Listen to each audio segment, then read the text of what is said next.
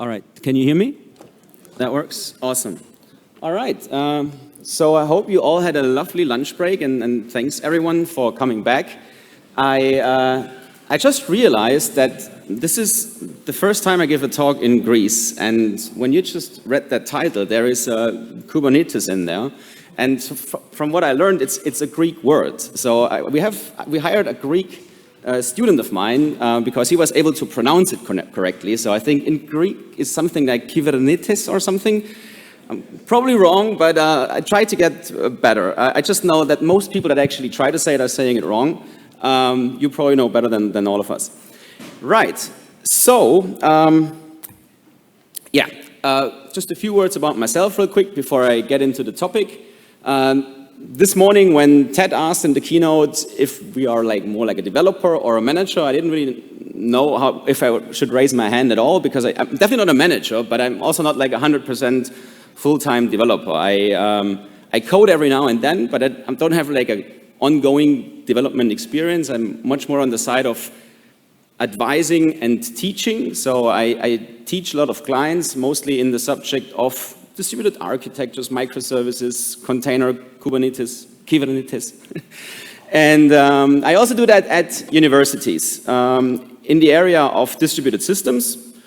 And in order to make this a little bit more attractive for the students, I try to do distributed systems with modern technologies. I mean, distributed system is a bit of an old term, but actually we use that very often, especially through things like microservices and cloud architectures. It's a pretty hot topic at the moment. So I'm just briefly going to do this raising arm games. And I should probably go to the next slide, because initially the very first version of this talk I did for the Spring I/O conference in Barcelona. But over time I added some things about Quarkus and Micronaut, because it's just like there's many more things in the Java ecosystem out there. So who has been using any of the Java technologies on the top left? Okay, I kind of expected that. Who has been using Kubernetes? All right. Who has been using service meshes? Okay, I hope it's the same hands. If you do service meshes without Kubernetes, I would also be interested how you do that. Who has been using eBPF? Okay. Yeah, it's fairly new, and I tried today to bring them a little bit into closer relation. So normally I'm a fan of starting with why you would do those things, and bring you into such a situation. Then on the next step, how can you do that? And then we're going to walk through the various options that we have just seen before, and I'll try to come to a conclusion. I mean, a conclusion doesn't mean that I'm going to say, well, this one is better than the other one. It's more like that I try to lay out to you what I currently see as options to implement those things. And the ecosystem is evolving quite fast. So I think in half a year from now, the options will be different from what we have nowadays, but I still think we can kind of group the things a little bit together now. This talk was actually made, I think, for 50 minutes, so I have to sacrifice a few things. Maybe there will be time in the end to show some things live, but I can't promise that. Either way, I will be around for the next days. If you want to talk to me about that, just feel free to talk to me wherever you see me, and maybe we can show something in a demo there or so. All right. So first of all, yeah, why would you do such a thing as complicated distributed architecture? In the end, most people that do software to make some clients happy. That's normally, hopefully, the people, they give you money for that. And in the end, to those people, the system should always appear as one system that does the job, that solves the problem. They wouldn't want to know if there is distribution or whatever underneath.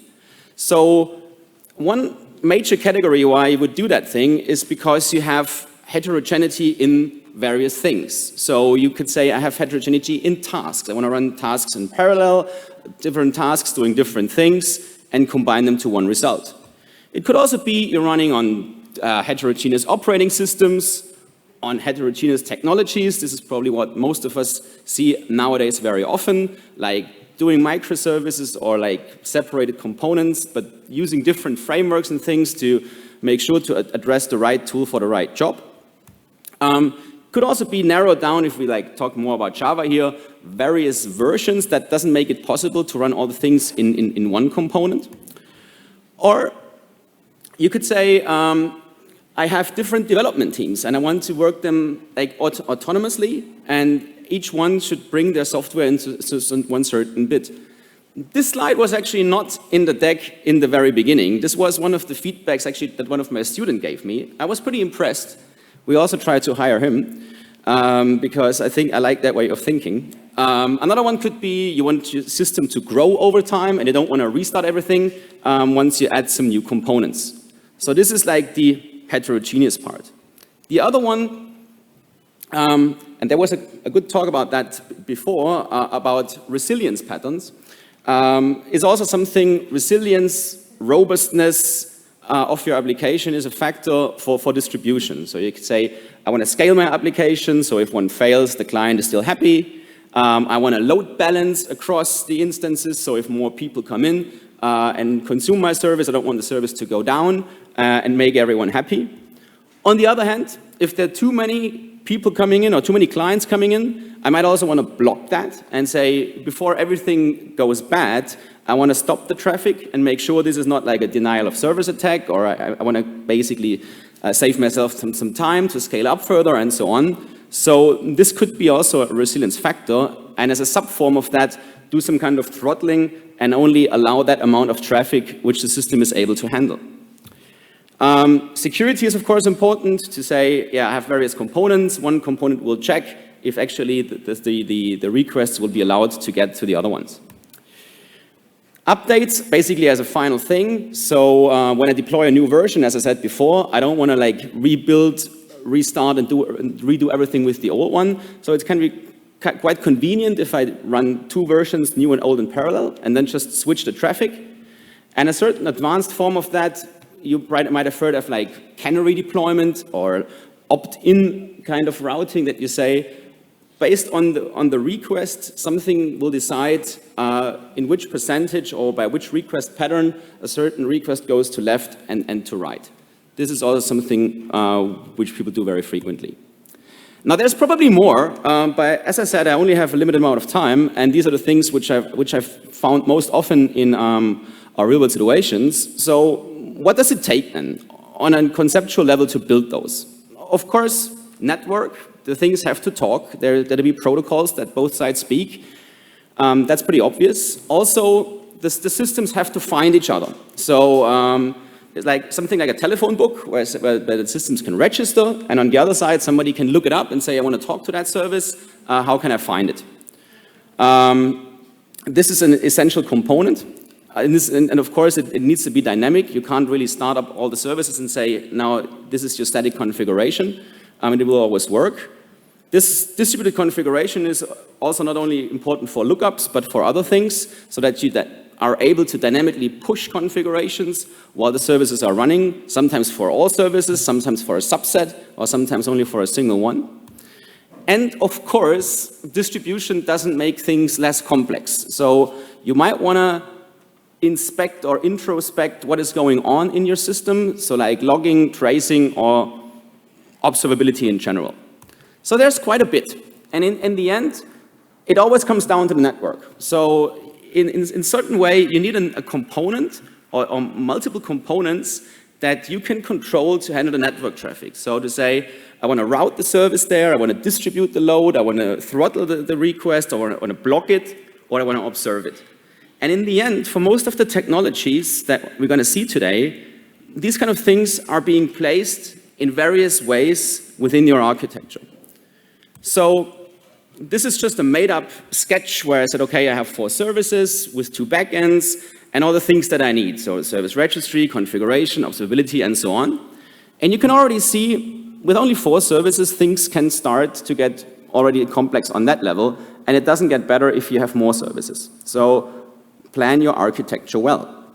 And then you can do those things, like saying, I want to scale services, I want to load balance the traffic across them, I want to do like dynamic version updates without downtime, and so on. So this is, of course, something which is really nice once it works. If you go back in history, one company that did have those problems of distribution and scaling and resilience and so on was Netflix. And it still probably has that. The original approach Netflix took at the time was basically to write a framework, an open source framework, to address all those specific components, so that you would have a service registry, a circuit breaker, a load balancer, observability tooling, and so on. I'm not going to read through all the names. Some of them are not even around anymore.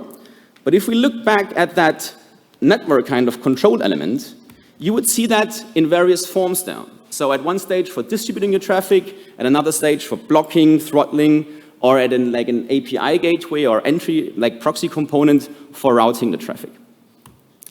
This, I wasn't around in that topic back then. I kind of became familiar with that through Spring Cloud. And Spring Cloud was basically a technology or a set of projects in a framework which was based or inspired by the Netflix OSS. So you can still see it from a naming thing here, that Eureka, for example, was taken over, or Zool as an initial form of the cloud gateway or the API gateway. So again, with this approach, people were able to say, well, I might not need all of those aspects, I might only need some of them, and then I can deliberately place them wherever I want them in my architecture. The way that works on code level is pretty straightforward. So as pretty common in Spring or Spring Boot, you basically add dependencies. You sometimes need to add a bit of configuration and annotations in the code. So this is basically all you would have to do to enable a Eureka server. This would be the counterpart for enabling a Eureka client, where you basically say, okay, I need that configuration, but whenever such a client that then comes up, it will register itself in the telephone book, and everybody else can find it in the landscape. This is the example for the gateway. Of course, it's a different nature of things. So you add this dependency, and then in the properties, you can define how your requests are being handled. So if a request comes in with a certain URI, then send it please to that service. So I'm not going to go through all of them, but in general, this is basically how they work. This has pros and cons. One of the good things is they're totally independent of the underlying infrastructure. So they're bound into the code, they're compiled with the code, and then they could be run as multiple processes on the same machine. They could be run on all the different machines, as long as they're on the same network, of course. They could be run in containers, which is a very popular thing nowadays. But they are not necessarily dependent on that. So this allows them to be pretty flexible. On the downside of things, you have your dependencies and the changes in code, which will basically make you to come to the point to rebuild and recompile. Now, coming to a few words to Micronaut and Quarkus. As I said before, I totally like those projects from what I have seen so far. And I think there's even a Quarkus booth outside, so feel free to visit them and grab some cool stickers. But my personal experience is definitely not so much. I don't have such a long background with them as I have with Spring Boot. So if I say something wrong, please feel free to correct me. Now, if we look on the Micronaut side of things, they also have the possibility to use those initial Netflix services for those purposes. So you basically add them in a similar dependency way. You can select those, and they will build into your project. You can also use things like Resilience4j or HashiCorp Console for registry and configuration, and so on. So basically, you're pretty much covered there as well. Quarkus takes a bit of a different approach. They're using a library which is called smallRye, which is also commonly used in other Java frameworks like Wildfly, OpenLiberty, and MicroProfile, which in the end provides functionality for the things that I have listed here. And they should sound kind of familiar by now. So you have, again, service discovery, fault tolerance, load balancing, and so on. So in the end, this is an approach to build something on their own in a similar way as Spring Cloud has done it. To sum things up, what's happening there is that things need to be done on an application level. So it's mostly a combination of dependencies, code, and some configuration properties, underlying of the framework, and actually very configurable and hence lightweight. So you can really decide when would I need some resilience functionality, when would I need some routing and load balancing and so on. And only in those cases you basically need to place it. Now there is this technology of Kubernetes that I mentioned, and I also said the things around Quarkus and Micronaut are probably not as mature as the one from Spring Cloud. And it's not, I think it's not only the reason is because Spring Cloud is around for a much longer time. The difference here also is Spring Cloud and Netflix, they were started before Kubernetes was around. Whereas Quarkus and Micronaut came into existence when container and Kubernetes were already a thing. And especially, I think Quarkus positions itself right to like a Kubernetes native kind of Java framework.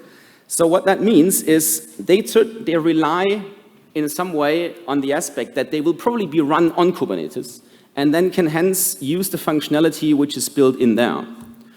What I mean with that, looking at Kubernetes, I saw quite a few hands. For those hands that I did not see, I can't do like a Kubernetes introduction now. To sum things up, you can just imagine Kubernetes as to be like a distributed container daemon, like to basically run Docker or something like that on multiple machines and being able to have all the workloads distributed but still able to communicate with each other as if they were running on a same machine. The basic element in Kubernetes is not a container but a pod. It's like a container around a container. We will later on see what this is good for. But the important thing about Kubernetes is not the fact of containers and pods, it's more like that it already brings in API objects and concepts to address those distributed systems problems. So you have an ingress like as an API gateway to route traffic into the cluster. You have a deployment for doing multiple versions of a certain application. You have a replica set to scale. You have a service registry built in. So a lot of the things that the frameworks initially provided are already built into that system, and you don't need to add this to your code. On the other hand, you can't throw it out and say, I don't want it. It's going to be there, right? And you got to pay for that in whatever overhead your runtime may be. So a couple of examples. One thing which is particularly interesting because it covers two things is the so-called Kubernetes service. On the one side, it registers an application in the service registry, so it can be discovered and found from anywhere else in the cluster. On the other side, it also acts as a load balancer to distribute the traffic across all instances. So now we're away from dependencies and Java code, back to the lovely world of YAML. So where you basically say, okay, here I need to label my application, then it's getting basically registered with that name. And later on, I have this selector, so it can be found, and all the instances that will be found, Kubernetes automatically applies load balancing across them. So that's pretty convenient. There's also things for configuration properties. Although I have to say this is not equivalent to having like a config server. It's more like just covering the aspect of saying, I want to externalize my configuration out of the description of the objects. So I can apply them in multiple ways or apply different ones depending on different environments. All right. So technically speaking, Kubernetes comes and provides a lot of out-of-the-box functionality for a lot of the required things. Scaling, load balancing, service registry, configuration, and so on. And they are totally independent of the application running in there. So with Java, I think we're pretty spoiled that we have a wide range of libraries and frameworks that can do those distributed things for you. Some other languages might not be as advanced in that way. For Kubernetes, it doesn't matter because Kubernetes only worries about containers and puts all the rest of the things around it. So that also means you don't have to add anything to your application. Where Kubernetes is not equivalent is in terms of resilience patterns. So there is no network traffic awareness. I'm speaking of a vanilla Kubernetes environment here. There's no things like retries or circuit breaking or blocking, throttling traffic or encryption or anything like that. So this is still something you need to do on top of it. One thing that does this on top of it is a so-called service mesh. So I saw a few hands, but I still think I want to explain that concept real quick. So I said before, the basic element in Kubernetes is a pod, which basically where your container and your application runs. These pods are controlled by either replica, stateful, or daemon sets. This is not so important right now. Anyway, the pods will be attached to the Kubernetes network traffic and can hence be used then. Now, a pod, as I said, is like a container around a container, which means you can actually group multiple containers in one pod. And the interesting factor is that they share the same network.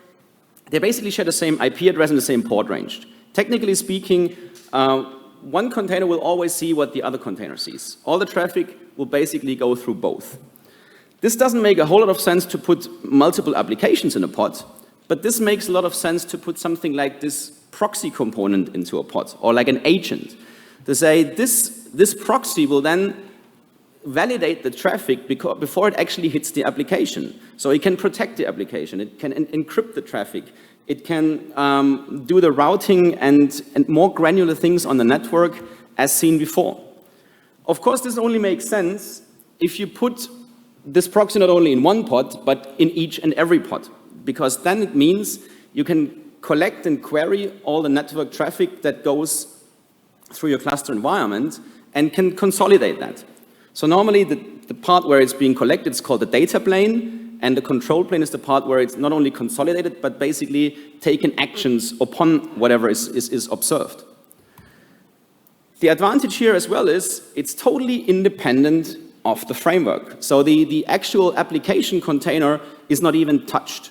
So that of course means you can put anything you want into a container and just add that so-called sidecar in there, and you can also flip it in and flip it out as you like. So the level of intrusion is very low here. It's easy to play around with, and if it doesn't work for you, I mean, you just take it out again. Now, the downside of things you can probably see here. So this was the original Kubernetes diagram, and now we're going to extend those pods and put all those little proxies in there. And they're not only in there one for every application, it's really like one for every instance. That goes without saying, will add some kind of overhead to it. Not only on the runtime for CPU and memory, but also in network latency. And yeah, then controlling all those pieces to a control plane, also visualized here where sometimes this is being referred as like a service mess if you don't do it correctly. In other words, you will have quite a few more network connections that you had before. But then, on the positive side of things, you can use those proxies to fine-grain control your connections and say, well, for this application, let's say for this database, only application B is allowed to talk to it. And I also want to encrypt the traffic between them. So no one else in the cluster is actually able to basically interfere there. So I can define it either via labels, apply certain destination rules in order to get this done. Another thing is also to say, yeah, I'm rolling out a new version, and I don't want to put like the full traffic in there in the beginning. So I have like a weighted routing to say, the new version is going to get 25%, the old 75%, and I can dynamically scale that while the application is running without any restarts or whatsoever. This is, of course, something you need to decide for yourself if you really need that, because there should be a reason why you want to pay that price. On the ingress side of things, you can do fault injection, circuit breaking, retries, and so on. In the end, which is something that we already saw with the Spring Cloud Gateway in the beginning. So technically speaking, it means like you're putting like a mini gateway into each of your pods, with all the benefits, but also with all the overhead. A lovely side effect of that is that you not only can control the traffic, but you can also observe it very well. So as you have full control of whatever is going on in your landscape, you can also see how the traffic is flowing, which routes are being used, if services are actually connected the way you want. It probably doesn't matter so much if you only have an application, as you can see here with 3 components. A service mesh would certainly be an overkill. But I instrumented the Spring Pet Clinic that most people would actually be familiar with, I think, where you can see we have this is the diagram from the GitHub repo. And this is in the end what it would look like once instrumented with a service mesh. And this can also be very helpful for people getting started with Kubernetes, or basically to prove some management, to say this is actually doing what we initially said that we want to do. And yeah, so this is the things you would get in the end from that technology. Now, this is the dark side. This is a survey which is done by the Cloud Native Computing Foundation. It's an open source organization that basically hosts most of the open source, like cloud native technologies, which compares Istio and Linkerd and like no sidecar or no service mesh at all. I don't want to get too hung up on the whatever percentile thing that means. I mean, in the end, just by the nature of things, if you had application A talking to application B before, you now have application A talking to a proxy, talking to another proxy, and then to application B. This, of course, means there will be overheads. How much it's going to be in the end, you have to find out for yourself, because it, of course, depends on the configuration and the structure and the distribution of the application. So there will be a footprint. I'm not sure if it's going to be like in this chart. It's just like a sample to say this is something you should be careful of. All right. So with the service mesh, you basically cover all the network things. That means what you basically still don't see is application level metrics. For especially in terms of observability, if you want to go in there, you have to place agents and then get the stuff out of those. But this basically goes a bit beyond this talk. The important thing really is the configuration changes at runtime. So you don't need to rebuild or restart a lot of things. It's only the pod's going to be restarted one time when the sidecar proxy is being injected. All right, now we're coming to that technology where I didn't see many hands. And I can understand that. It's something fairly new, but something which is becoming increasingly popular, especially over the last year. And not only in the aspect of the things that I'm talking about here, the possibilities are quite huge. So stepping away from Kubernetes and everything for a second, eBPF stands for Extended Berkeley Packet Filter. And if you just read it 2 or 3 times, it still doesn't sound like anything around distributed systems. It's actually a very low-level Linux technology. I'm not a low-level Linux kernel engineer, so I don't think I will be able to do things justice to explain it all properly. Somebody explained it to me in a way to say, eBPF is to the Linux kernel what JavaScript is like to a web page. So in the end, you can inject custom code into a web page, but and run that in a sandbox, so that nothing dangerous can happen from that injection. And in a similar way, the eBPF code runs in a sandbox in the Linux kernel, but then can interact and query things from right at the kernel level. And the important thing is you can inject custom code without rebuilding the kernel. I mean, from a basic approach of open source, you would probably say, well, I have I want to do a new feature and I create a pull request and so on, and it takes 5 years and then it's finally in the kernel. This is a lot quicker because you can inject the things that you like, but it's very, very low level. So it's mostly C, what is written in. So the way it works, it can listen on kernel events. And network events are also kernel events. So basically, the eBPF code will be able to intercept all the network traffic and also interact with it. Later on, it can then send the information to user space, where you can have your standard applications and work on the metrics that you initially queried from within the kernel. Now, why is that so important for us? If you look back at Kubernetes again, Kubernetes is built from an infrastructure of multiple nodes. As I said before, like a distributed container daemon. So you have the container daemon in there, a couple of Kubernetes things, but on the bottom you have an operating system. And this operating system happens to be Linux very often. So that means this is some place where you can do and apply the same things. So technically speaking, what is happening here, and going back to those terminology of control plane and data plane, in this case, you're going to install an eBPF edge component or proxy component, or whatever you want to call it, on each and every node, but only on the node. And then you collect and query data in a control plane, which runs somewhere else.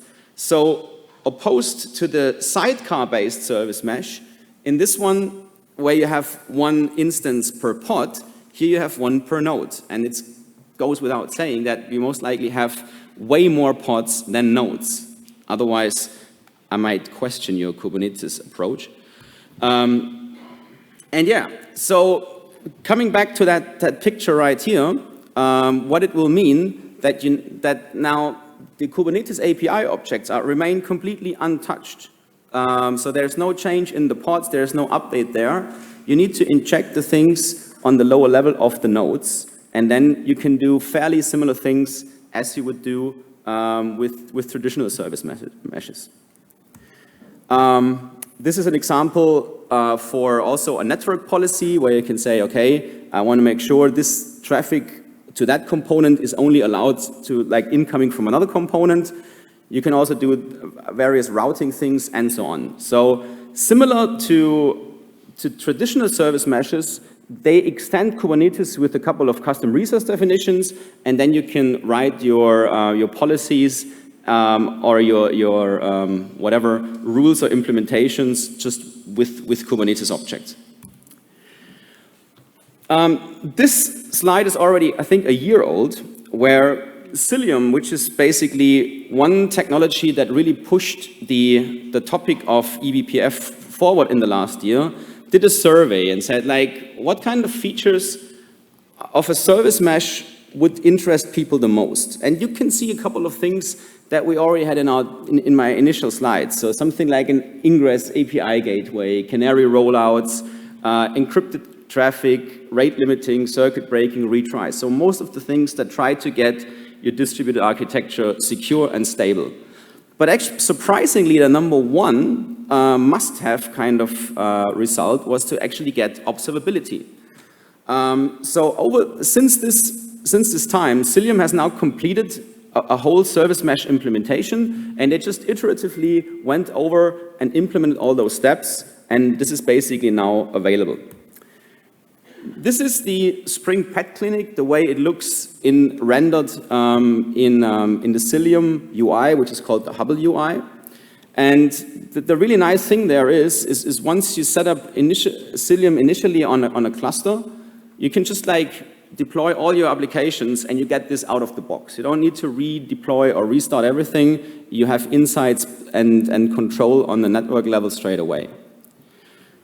To summarize that as well, the difference here again is to inject the proxy component on the node instead of the pod level.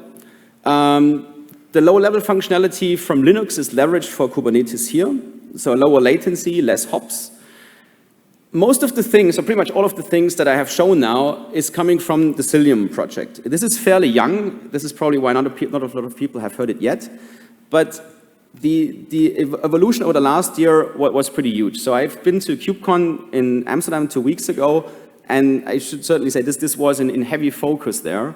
So there's a lot of people going that direction, contributing, and making that more popular. There's certainly other things in the eBPF world outside of Cilium that which do the same things, but for today I kind of limited what I've shown to this project, similar as the most things I've shown for the service meshes are based on Istio. Now, where to go from here, what to do from here? I mean, you've seen there are many different options. You can place your components as processes, you can run them, or you can rely on whatever Kubernetes gives you, but then basically that gives you the dependency on Kubernetes. You can use the approach with sidecars. This is, of course, only possible with Kubernetes. and the eBPF approach, where you inject things in the nodes. They are actually working on things now to even move out of the Kubernetes cluster again, and to place these components also on VMs and bare metal, and also do or to enable cluster-to-cluster communication. So there's definitely a lot of growth in that space, and my recommendation to you is just basically to check this out. In the last year, it's just like a lot of new things happening, and this will certainly affect one of the other architectural decisions of how you set up your landscape in the future. Now let me look at the time. I think I have a few minutes left. It's 50, right? Okay, good. Yeah, so this is the end of the slide deck here. I'm just going to jump quickly into... So I'm not sure how familiar you are with the world of Kubernetes. So this is like the K8s is just a command line Kubernetes browser, where I wanted to show you. So I have these two clusters here. I didn't combine Cilium and Istio in the same one. So in the Cilium environment, if we look at the pods of all the namespaces, you can see that here, for example, this is the OpenTelemetry demo, or here I have the Spring Pet Clinic demo, it always says 1 of 1. So that means there is no sidecar injected, there is only one container per pod. And if we look at the output here, this is the so-called Hubble UI, it will basically, I can make this a little bigger, scan the cluster, and if you select one of those namespaces, you get immediately that graph being displayed. And you could start applying the rules now. So this is the Spring Pet Clinic one, going, sorry.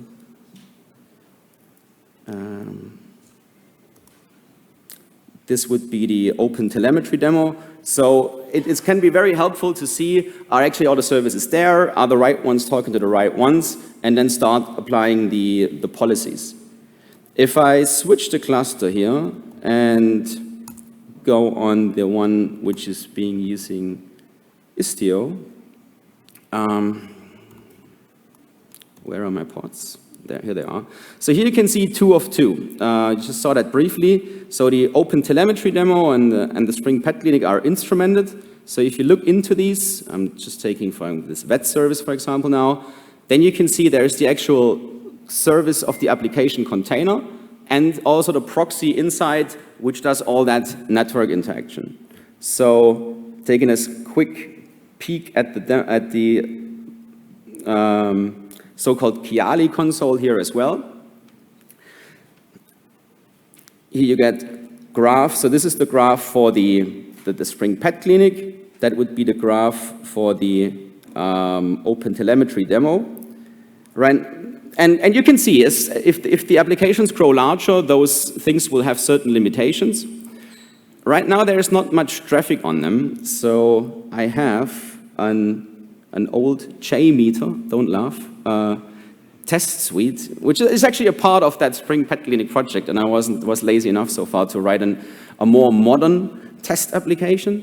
But if we switch to now the Spring Pet Clinic, you will be able to see that certain traffic comes in, and so yeah, the real beauty of the thing, of course, is that traffic and animation. This can help you to get to sleep at night if you're really excited.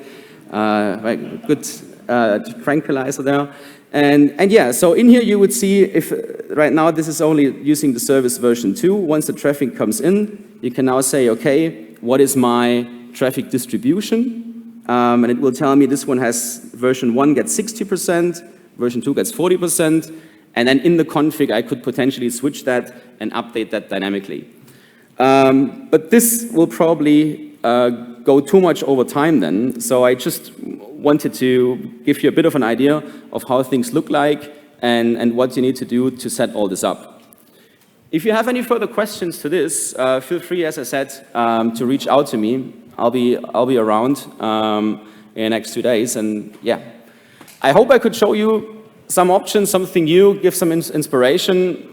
I'm not a fan of saying I like this one better than the other one, because there's probably justification for all of those. If you think that I'm missing some other technology totally in that context, also please give me feedback. I want to talk about that in the university a lot longer and just keep things up to date. But before we can go with questions, I would like to say thanks for listening.